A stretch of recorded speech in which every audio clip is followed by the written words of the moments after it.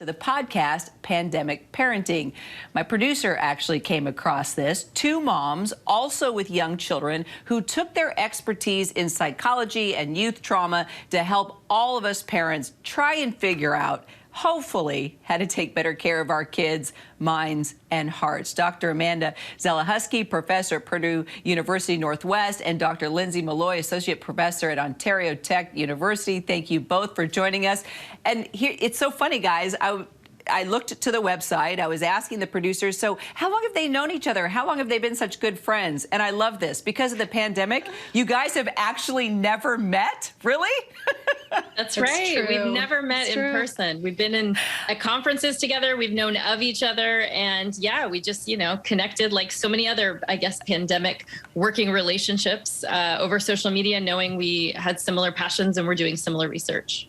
Well, it's amazing. And now you're here with us. And Dr. Zelechoski, I love that you actually had to hide in your closet to do the podcast because of the kids and all the craziness of being a mom. So just tell us what that's been like and what drove you to start Pandemic Parenting.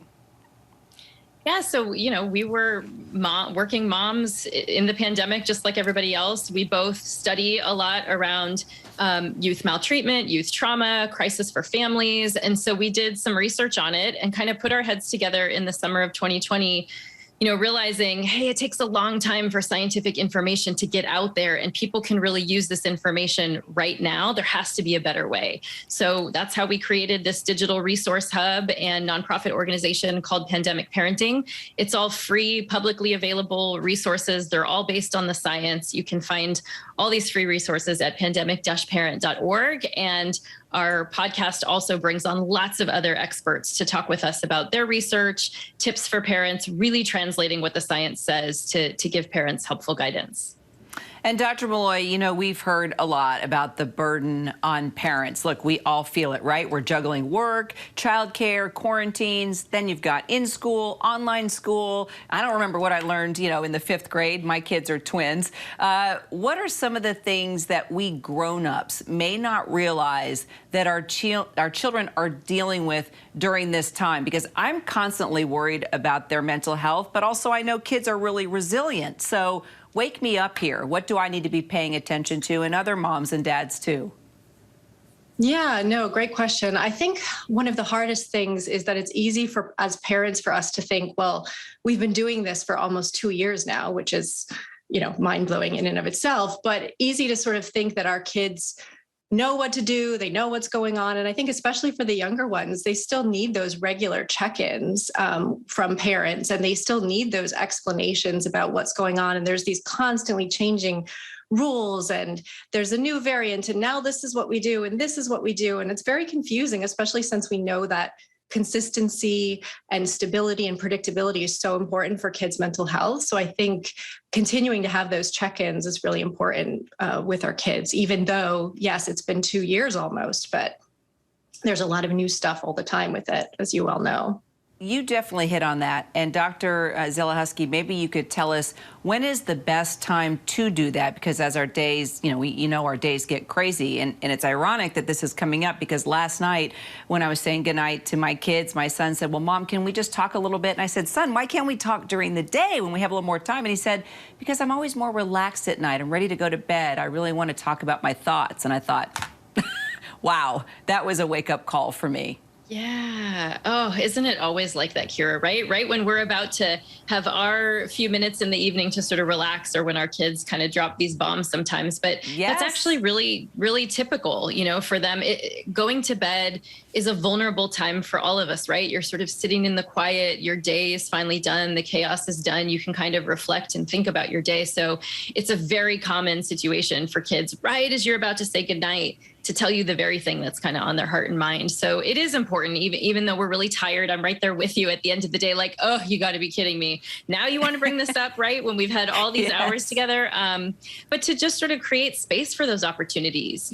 Part of it is also recognizing, I heard a colleague say some months ago, which really stayed with me, kids only tell us what they think we can handle. And so if they feel that we're really stressed or exhausted or irritable or just not in a place to kind of hear what they want to tell us, they're not going to share with us some of the worries that they're having or the questions that are on their minds. So even if it's not a good time, which, let's be honest, we're busy, there's a lot going on, it may not be the best time for a heart-to-heart. I've certainly had to say to my kids, at various points, hey, it seems like you want to talk about this and it's really important. Can I just finish up, what I'm in the middle of right now, and I'll come talk to you in about 15 minutes because I really want to hear what you have to share. It's okay to do that. It's also okay to have do-overs. If you didn't realize that was something they're trying to tell you or ask you, and you realize it later, to come back to them and say, it seems like you were really trying to talk to me about something important. I'm sorry, I was so distracted. Can we try again? Can I hear about it now? So come back to those things and have these conversations, because it's the only way for us to kind of create space and time to hear what's on their minds. Dr. Malloy, your final thoughts, just adding to that, what can we do to sort of slow down and remember that our kids really do need us? Some, just some ideas, whether it's journaling or these conversations, coming back to these conversations. What's your advice, adding to it? Absolutely. Well, I was just thinking about when you brought up your son at night. I do this thing with my kids every night called the rose, thorn, bud technique, which is just very simply, having them tell me their rose, what was the best part of their day, their thorn, what was the worst part of their day, and then the bud is what they're looking forward to. And I won't work with kids of all ages, of course. Teenagers might roll their eyes, but I think it's a really good way to check in. And I've learned some really interesting, bits of information from my kids using that simple check-in. And then, if you are struggling with something, I would say, check out our free resources online, because again, they're all free, they're all science-based, and we made them with busy, overwhelmed parents like ourselves in mind. So they're very brief and to the point. We know that you don't have time to read a 300-page book right now when you have a burning question. And so we really made those with busy parents in mind. Such great advice. Thank you for your podcast. Thank you for your website. Thank you for hiding in the closet so you get that podcast done. Dr. Zelechoski, Dr. Malloy, I hope you guys eventually meet in person, because my guess is you would have a lot of fun together over a bottle of wine. Absolutely. Thanks for having us so much. You bet. Thanks so much, guys.